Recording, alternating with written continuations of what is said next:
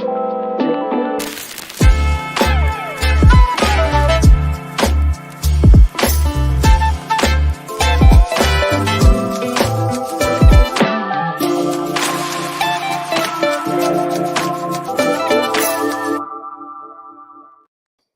is up, everybody? Welcome to Party on Broad.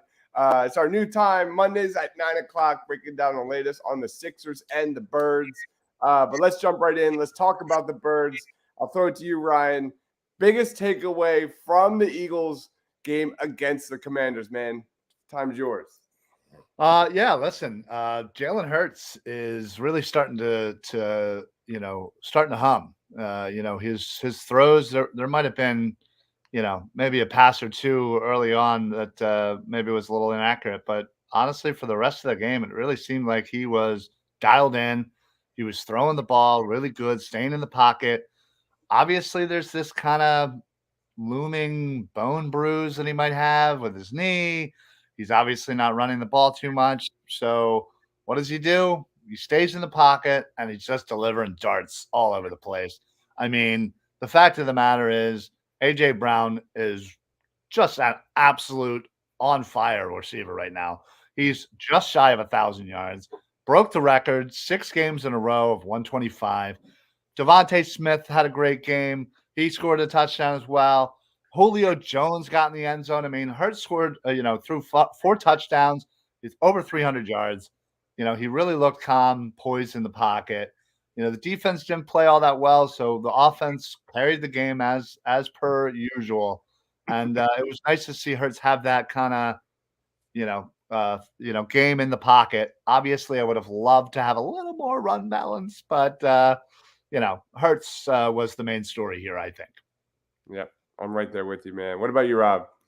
Yeah, I'll just kind of change vision there. If Tyreek Hill is known as the best receiver in the league right now, A.J. Brown is 1A.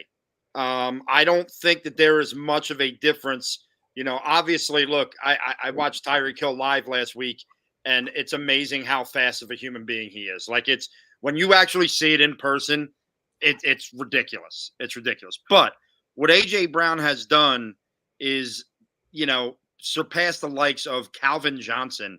125 yards in a game in a row for 6 straight games is a super impressive feat. And I mean, I think it's even more impressive for us because here in Philadelphia, it's not like we have the huge, list of great wide receivers that have come through here. But what A.J. Brown is doing is just dominating games. And I heard someone say today, and they're right, they're not just like garbage time yards. He's making huge plays at huge moments in the game. That touchdown at the end of the first half, in my opinion, changed the entire complexion on yesterday of that game. So I mean, A.J. Brown has just been unbelievable. And the other take I want to mention is, there's been a lot of talk this season about every game it's not pretty, it's ugly, this and that. Ask San Francisco if they would take a 7-1 record of ugly wins rather than 3 straight losses. Ask the Kansas City Chiefs if they would rather take a 7 ugly wins than losing in Denver to a bad Denver team. The Eagles are finding ways to win, and that marks a good team more so than just beating teams by 30 points every week. So the Eagles are good. How good, we're going to find out really soon, but they're good. Yeah, that's like just a logical take that just does not exist in these parts, man. That's a great point. Like a lot of people are still upset here. You stole mine, Rob. It's A.J. Brown.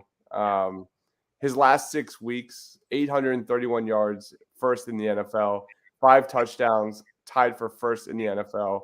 First down receptions, 37, first in the NFL. 21 catches, gaining 15 or more yards, tied for first in the NFL, man.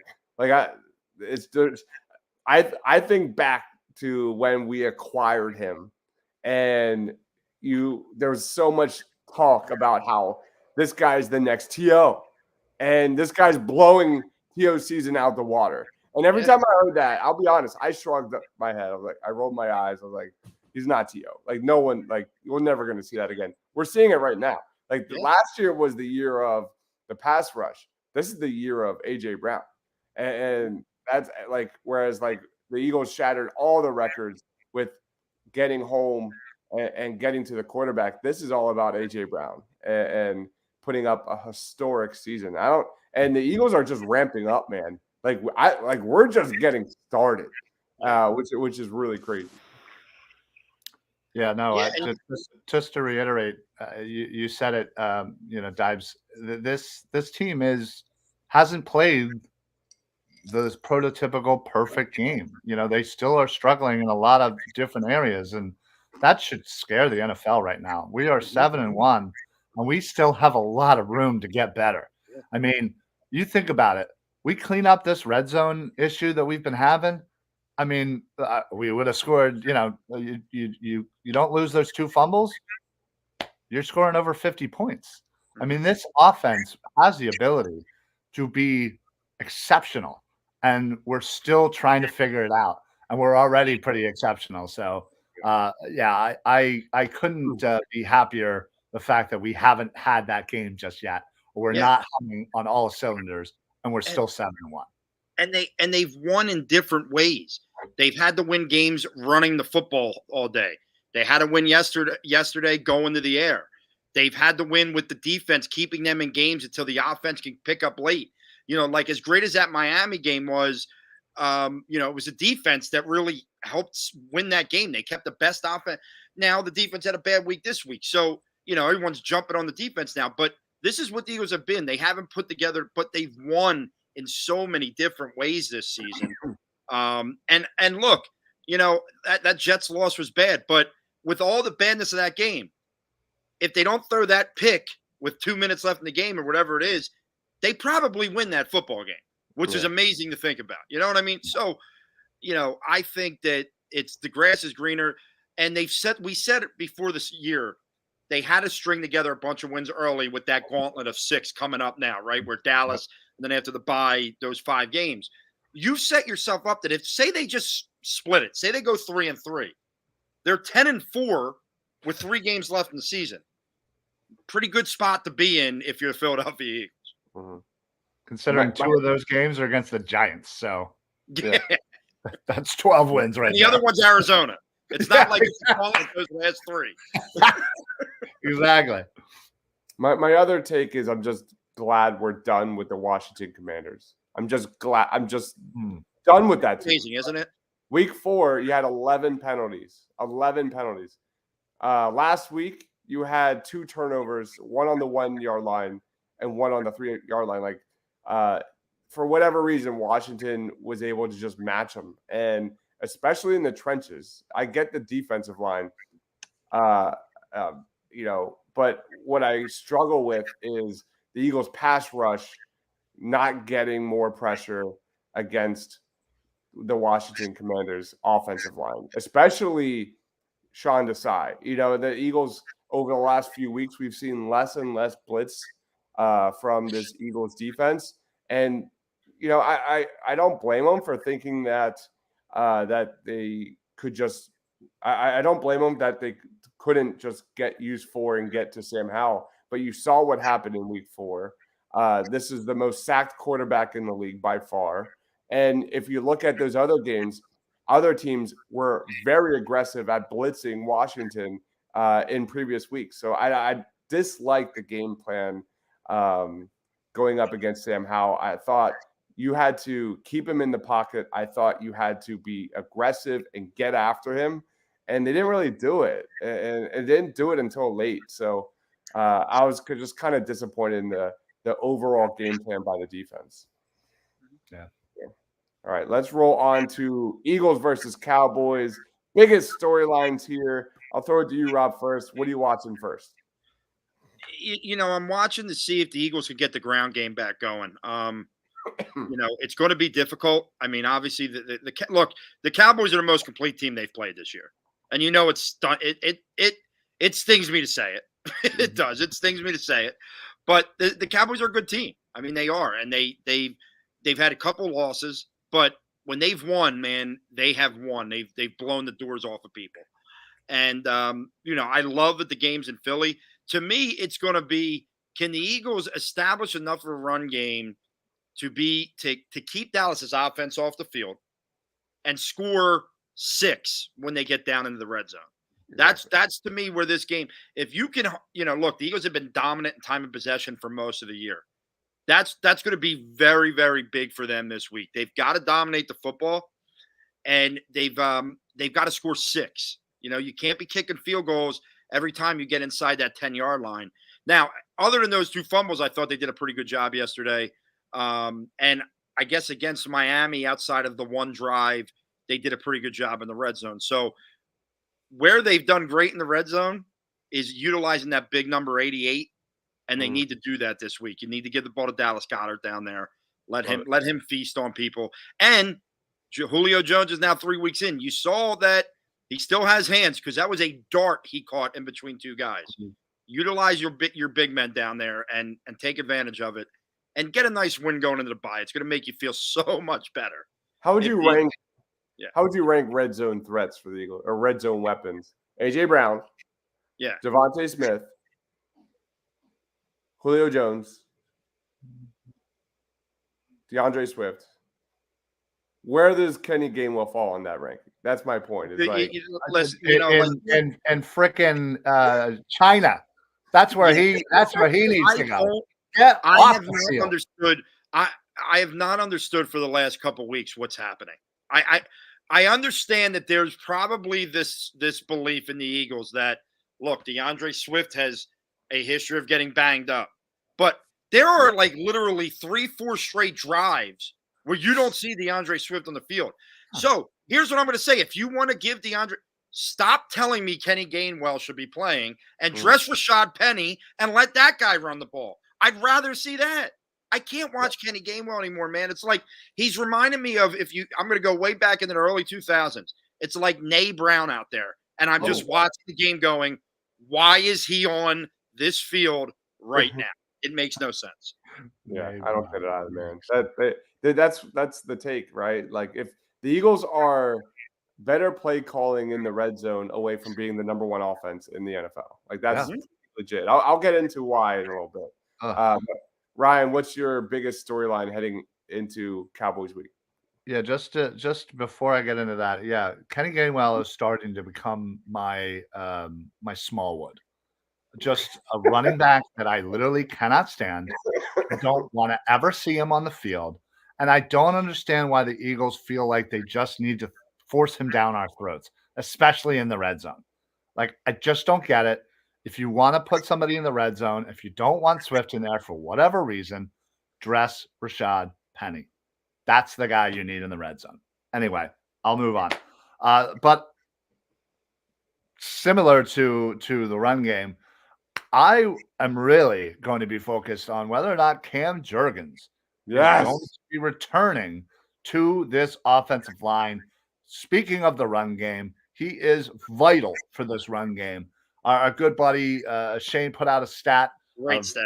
Cam Jurgens when he was in versus Cam Jurgens when he was out, and it's 2 different teams. It's like one team run the ball down everybody's throat. The other one don't even have a running back. It's that great of a difference. Cam Jurgens clearly is the catalyst to this run game. He's eligible to come off IR this week. We're gonna know within the next day or 2 whether or not that process is going to happen and he's going to return and be able to be eligible for this game. I'm praying that he is, because I mean, this would be such a great win. As Rob said, get to 8-1, get to the bye. You get an extra week to get a little healthier. Everybody, can relax. Maybe that bone bruise for Jalen, heals itself, whatever. But I can totally understand why the Eagles would give him an extra couple of weeks, but this game is so important for the remainder of this season, because as you said, that gauntlet, that Chiefs, the Bills, San Fran, Dallas again, and you even have Seattle in the end of that. I mean, these are all playoff teams, and these are all good football teams. And we're going to need to really get through this part of the schedule. And it starts this Sunday. It starts this Sunday with a win, getting to 8-1, getting to the bye. And that run game needs to have Cam Jurgens back. That's a good one, man. I don't know, man. The Niners could be a 500 football team by the time we go up against them. I'm just Yeah, saying. I just feel like them coming in here. My God, if they come in here and lay an egg after all the shit they've talked for the last 5 months, I I don't think I don't, you almost might have to think about folding the franchise if that was to happen. You talk as much crap as you. If you come in here and get your doors blown off, you may have to just like be the first team ever to forfeit the rest of your season and just say, all right, we're good. Yeah, you should just cut San Francisco off of California and just drift them off into the Pacific, you know? I mean, I can't tell you how many Niner fans that I know that just randomly come up to me and just start talking trash. It's hilarious. They're the biggest loudmouths. I cannot wait to shove it down their throats. Man, that's good. That's their Super Bowl. That's the only thing I'll say. It is. That is Yes. their Super Bowl. Like Brock Purdy might Sam Howell the shit out of the Eagles defense that game. I don't know. That might be his best game of his career. All right, let's roll on. Oh wait, I didn't do my storyline. No. My storyline for Dallas Cowboys week. It's a no brainer. It's Hurts versus Parsons. That is what I'm watching. Based on EPA per pass play, we talked about it. Sunday was Jalen Hurts, arguably Jalen Hurts' best game as a Philadelphia Eagle, 4 touchdowns, 0 interceptions. You look at this Eagles offense, the last 8 weeks, tied for 3rd in points per game, 4th in EPA per drive, 4th in success rate. Like I said, they're a more efficient red zone offense away from being the best offense in the NFL. And it's a great time because they're going up against a really good football team and a really good player in Parsons who has 43 pressures and 6 sacks in 8 games this season. Last year, I think Parsons really struggled to get home against the Birds. He had 11 total pressures and 0 sacks against the Philadelphia Eagles in those 2 games. In fact, the last time Parsons had a sack, or it was like a half a sack against the Eagles, was week 3 in 2021. Little fun fact. The Eagles do a great job of scheming against great defensive players like Aaron Donald and Parsons. And, you look at Jalen Hurts, man, this guy's no stranger to blitzes. The Cowboys have the 11th highest blitz percentage in the league at 26%. Parsons has the 5th best pass rush win rate in the NFL at 29%. For reference purposes, that is 2% higher than Hassan Reddick, who has been terrific this year. So it's got to be Hurts versus Parsons, and mainly Hurts just limiting mistakes, making sure that Parsons doesn't get in there and force an errant throw or a fumble. Or we got to be honest here. There's been a lot of turnovers on Hurts' end, and it is what it is. So as great as Hurts has played, there's been a turnover issue in Philadelphia. So Hurts versus Parsons is my storyline. Anybody else have anything before we head over to the basketball court? No. Go Birds. Get the W. Birds, let's go. All right, let's talk about Philadelphia 76ers here. And let's talk about first impressions of Nick Nurse and the first 3 Sixers basketball games. I'll throw it to you, Rob. I'm excited to hear your take. Let's go. Yeah. I got to tell you, I said to my dad today, we were talking about the Sixers, and I said, I have a feeling this might be, regardless of what the outcome is the end of the year, we might be having the most fun we've had with the Sixers in quite a few years, because they're running a really enjoyable offense. With the movement, with the dribble hand. I'm telling you right now, and it may be because we ran similar type plays when I coached high school. The elbow sets where they're passing where Joel's popping out and they set the back screen for Tobias Harris that I feel like they scored like 12 times on. I felt like last night. I love the things they're running. I love the position these guys are in. For example, I think this is the most confident we've seen Tobias Harris since he's been a Philadelphia 76er.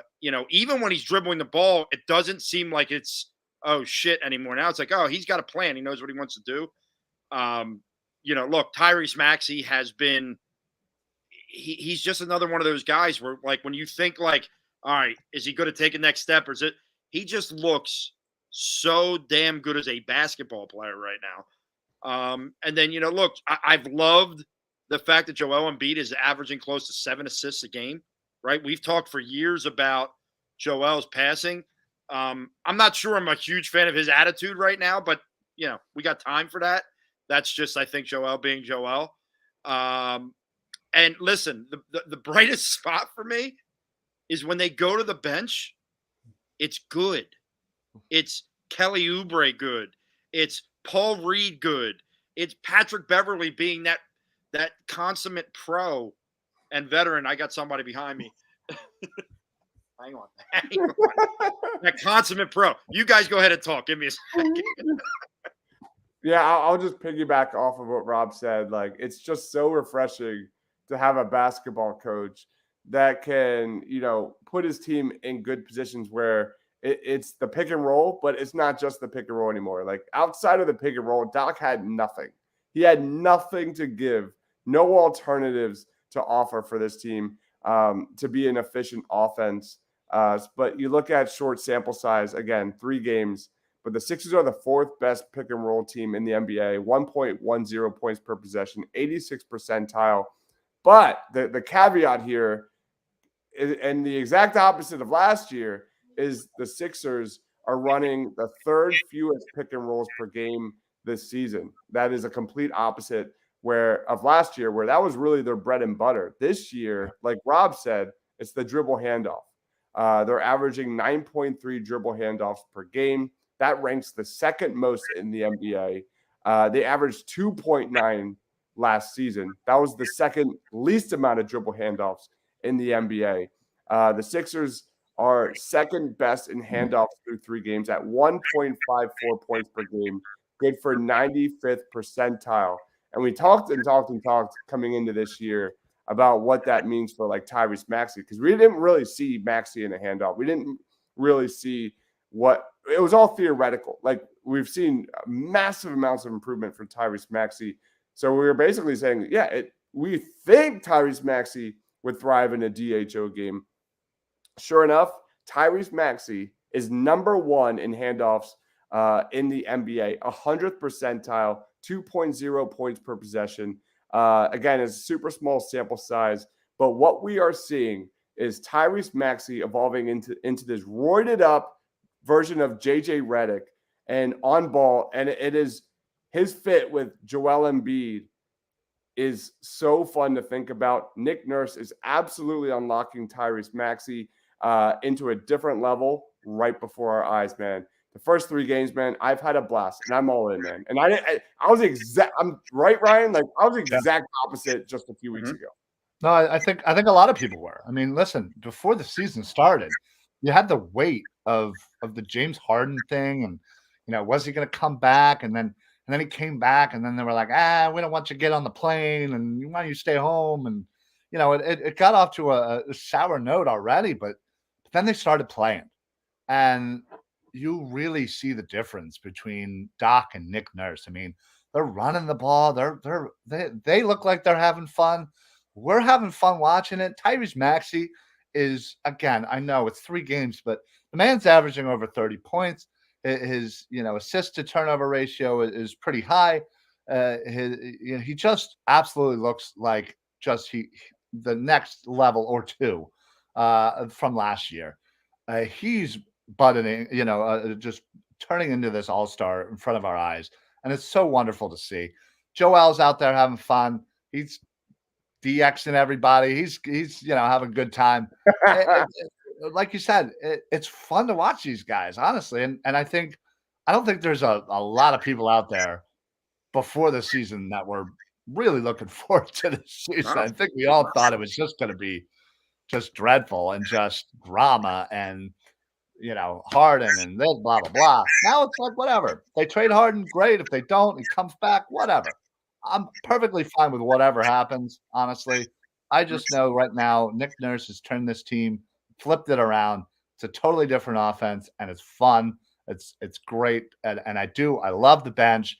Oubre, again, it's only 3 games. He's averaging like 19 points, and I would love to have a little bit more scoring from some of the other guys on the second team, but still, Oubre seems to be unlocked in a great way under Nick Nurse as well. So clearly, Nurse might be the key to this having a good season. One thing to keep an eye on is Maxey has learned how to draw contact and get to the free throw line. 2 of those 3 games so far, he's at least 10 free throws per game. So keep an eye on that. If he starts drawing fouls and the way he is relentless at going after the rim, that is something to watch, because that's another area where he kind of struggled with last year. Go ahead, Rob. Two things about Kelly Oubre. One, the best moment of the Portland game was when Joel did his DX thing. You could tell Oubre was like totally baffled, like he's never seen anything like it. And I think it was Melton just kind of tapped him and was like, "Nah, man, this is what he does." And Oubre just burst into laughter. It was like this really funny moment. And then the other thing is Oubre was interviewed. Oubre's not happy. Oubre's out to prove something. He thought free agency was going to go a hell of a lot different for him, and when it didn't.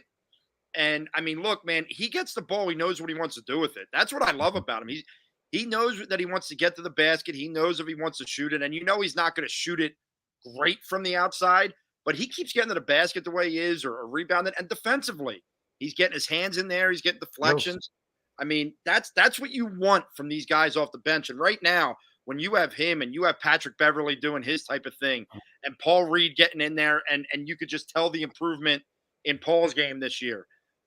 It's really fun, man. I'm so, like I said, I don't know what to expect as far as an outcome for this team, especially with some of these things hanging, but they're going to be fun to watch. They're going to be in every game. I mean, even that Milwaukee game, they come flying back, and it takes Dame being Dame to not, keep them from winning that one. Yeah. Yeah. Speaking of Kelly Oubre, the dude is, you look at this, the dude is 0 of 10 his last 2 games from 3-point range, but it doesn't matter. Like, he's giving you some amazing cutting to the baskets. He's unlocking an element of the Sixers offense we haven't seen in quite some time. He's dominating inside the paint. He's getting to the free throw line. He's active on defense. He's already got 6 steals and a block this season. He's playing the passing lanes. Like, he's giving you activity on both ends of the court, where, looking in previous years, like, that was never the case. It was either one or the other, like with our wings and Niang and things like that. Like, his what he gives you, like, his limitations are so much better than anything we have seen. He's such a breath of fresh air as a wing off the bench, man. And you can be sure, like, he's going to be getting PJ Tucker's minutes in the fourth quarters. PJ Tucker's going to start, at least for now. But Kelly Oubre, you best believe, like, he's going to be in that game in the fourth quarter at that spot. Definitely. Yeah. All right, let's roll on to the biggest winner of the week for the Philadelphia 76ers through 3 games. Lead us off, Ryan. Who's your biggest winner for the Sixers?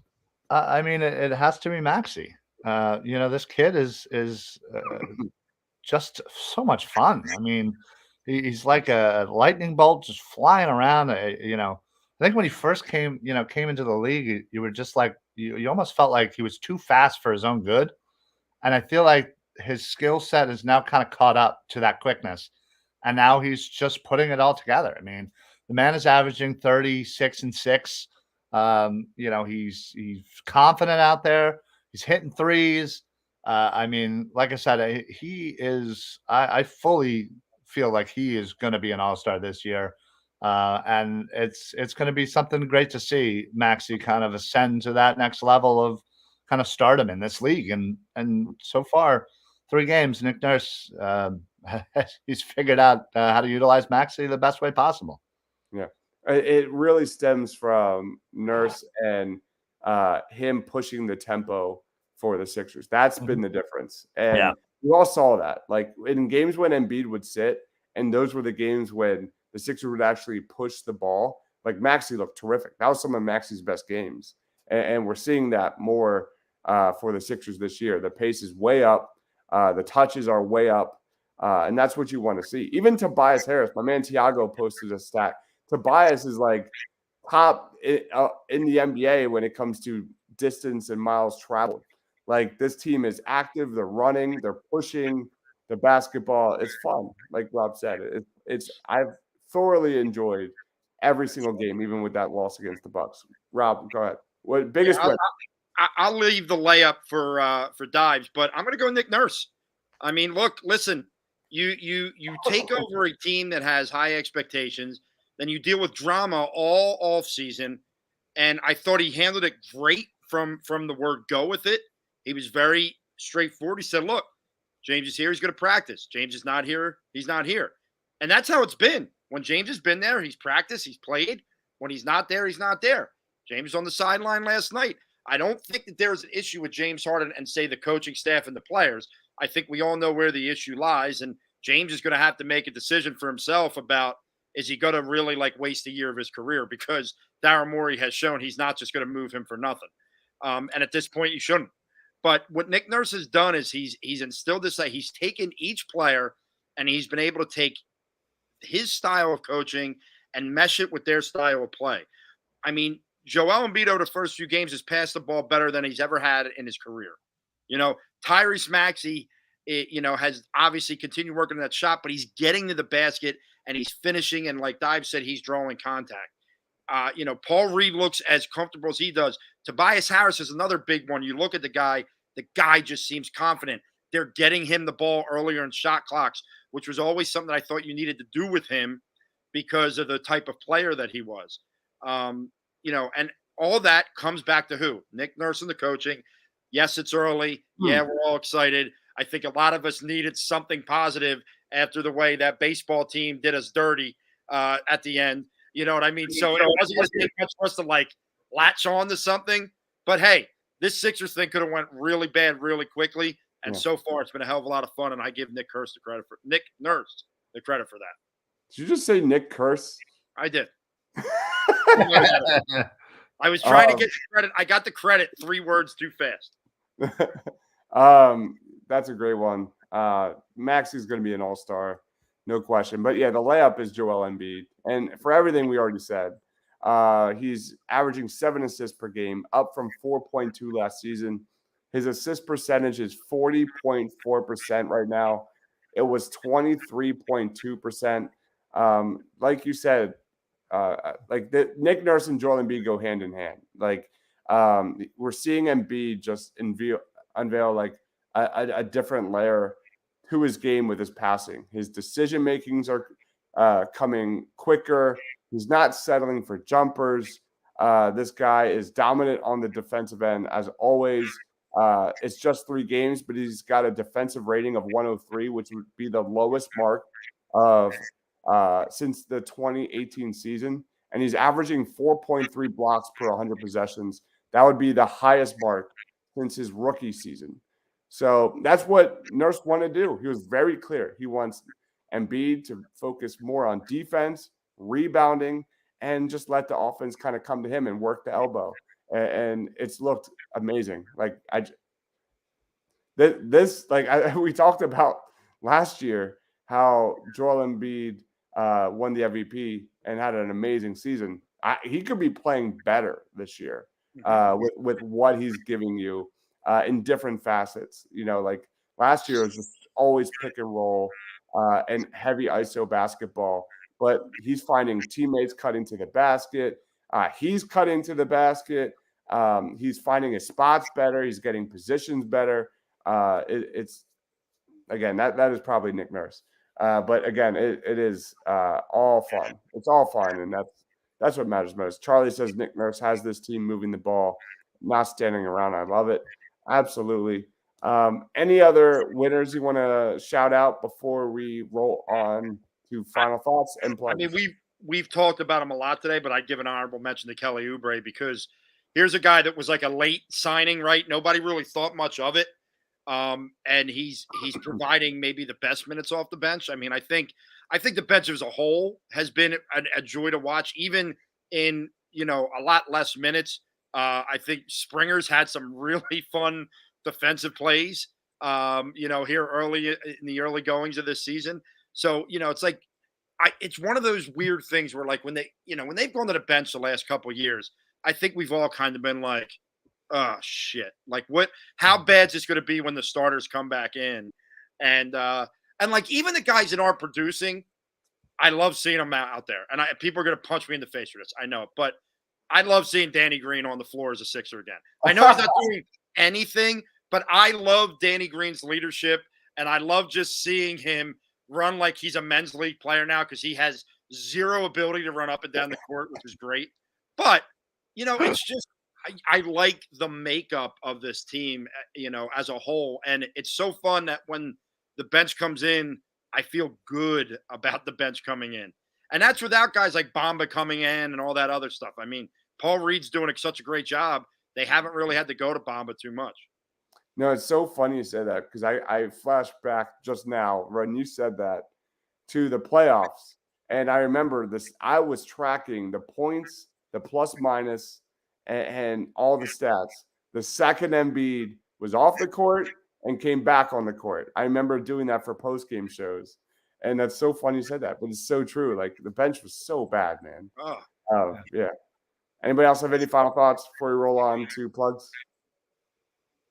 All right, let's roll up the red carpet. Roll up or no, I don't know. Ryan, roll out is kind of, doesn't roll out mean like you're like starting? Yeah, I think roll up's right. We're ending the show. We're bringing the curtain down. Yeah, I think you roll it out. It's rolled up. You roll it out. Roll up, and then you roll it out, and then that's the red carpet. All right, whatever. Phrases roll out. I'm telling you. Ryan, roll us out, man. Where can we find you? Plugs. Oh man, good stuff. You guys can find me pretty much everywhere on social media, Facebook, YouTube, Twitter, right here at Philly Sports PSA, at Philly Sports Alliance. Just search that. Got shows throughout the week. And the beauty of our Facebook page is not only do we have all of the Philly Sports Alliance shows, but we also put on every Edge of Philly Sports show. So you're going to get all the Party on Broads. You're going to get every single EOP weekly, every every halftime, every post game for all the Eagles, for the Sixers, for all of that, Flyers as well. So check us out, give us a follow, and make sure you guys are this way following Dives and following Rob. Sorry, I'm trying to figure out my hand gestures here, but yeah, thank you very much. We appreciate all the support and the love. So keep following, and let's go Philly. Oh man, what about you, Rob? Well, now that it looks like we're back. All right, we took about a 9-week hiatus. I feel like, for all kinds of reasons. But I just want to let you two know, because I'm sure you were very nervous about this. I've actually picked my player of the game every week, and I would have won all 8 weeks. So you could just give me all those points. It was amazing. I've just been on fire with it. I haven't picked one bad one. And I actually I have the same record as the Eagles. I'm 7-1. It's outstanding as far as wins and losses. So I've really been very good with my predictions. I got to know who's your prediction for this week against Dallas? Do you have one against Dallas? I'm going DeAndre Swift because I think they're going to try and dominate this game from the running perspective. All right. So I'm going to go DeAndre Swift on this week. So we'll see if I'm actually telling you the truth or not. But now you can catch me here. But honestly, guys, I mean, listen, I'm not as active on Twitter these days. But it's very easy for me to do my hand motions because it's just up. These guys and the team at Philly Sports Alliance and Edge of Philly, they're all over everything. They're where I get all my stuff. I even popped on your in-game show the other night, Dibes, because I just happened to be on Twitter. I'm like, oh, Dibes is doing an in-game show. Let me pop on and cause some controversy. And so follow these guys for all the information. I just love to come on here and talk as a voice of the fans. So that's what I'm about. Love it, man. Again, we'll be here breaking it down Monday nights at 9. So be sure to hit that notification Mondays at 9. Back-to-back Party on Broads. As soon as we end this show, me and Ryan are going to do a 4-round Eagles mock draft for 2024. Let's go. I don't know if I can name 2 prospects, let alone do a 4-round mock draft right now. This is what I just said to you. Follow these guys. I'm the Indian sports fan that just says stupid things. These guys actually do work and research. Well, listen, that's the beauty of all this. If you don't know any prospects, head on over to the Edge of Philly Sports YouTube and check this dude out. I mean, I'm in it a little bit, but it's mostly him. You can learn everything you need to know about all the top prospects. Just go through all the videos, learn yourself some prospects, follow our mock drafts, follow our college football show. By the time Kuiper, the draft Jeremiah, comes, and Shea. Kuiper, Jeremiah, and Shea ain't got shit on this right? guy. Yeah, He I got mean, shit on. we're clearly the new Kuiper. I mean, it's and unbelievable. McKay. So much better. I'll slick my hair back. I'll do it. I'll be that guy. You can be McShay. I'll be Mel. I was it was so funny too because right before we went live here, I was doing the draft show for Bleeding Green Nation, and Mark was saying how we were talking about Georgia, and Georgia has a player named Tate Ratledge. And does anybody know who Tate Ratledge is? Probably not. No. Yeah. And he Googled Tate Ratledge, and I already have a scouting report. Like that was the first thing that popped up was my scouting report on Tate Ratledge. Love it. I mean, the only thing I can tell you about Tate Ratledge is he's going to be an Eagle in some way. All I can tell you. Yeah, the Georgia Bulldogs have several offensive linemen like Amarius Mims, Tate Ratledge, Xavier Truss. Who am I missing? Cedric Van Pran. Like those guys are going to be highly likely Eagles at some point. The Eagles are just going to roll the dice and be like, screw it. We don't need a center, but we'll take Van Pran. Did you see after the Miami game, the Georgia picture that was taken? It was like 4 Eagles and 1 Dolphin, and they were all Georgia players. It was just like, this is absurd. This is just ridiculous. And they were missing people too. Yeah. All right, guys. We are going to go live as soon as we end up here. And this one, we'll see you tomorrow night for a Halloween version of Birds of the Round Table. Can't talk tonight. And breaking down everything, matchups to watch. Eagles versus Cowboys. A great show, man. We really get down and dirty with some things. So be sure to check that out. That'll be at 9:00. Because of Halloween and trick-or-treating, we're pushing it back to 9. Nice. So be on the lookout for that. I've got a Sixers interview coming up with Romp, a great Sixers mind. Be on the lookout for that. And, of course, no Sixers game until Thursday, thank God. That was a lot over the last few days. So I'm not sure if we're going to be doing a watch party. We've been doing those again, but we'll see. So make sure you follow Ryan on Twitter at Philly Sports PSA. He is Rob Langy at Philly_Madness. I am Dibes. Thank you, everyone, for watching. Please be sure to like, comment your thoughts on the Eagles and Sixers. He is Ryan. Again, Rob. I am Dibes. Stay awesome, everyone.